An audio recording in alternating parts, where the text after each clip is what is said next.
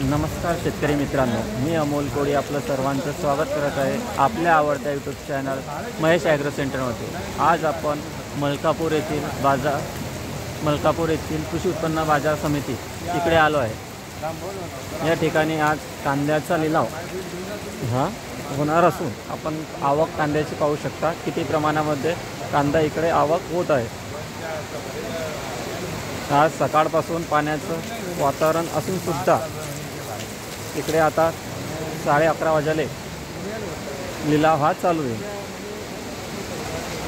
पूर्णतः मार्केटमध्ये तुम्हाला कांदा दिसेल,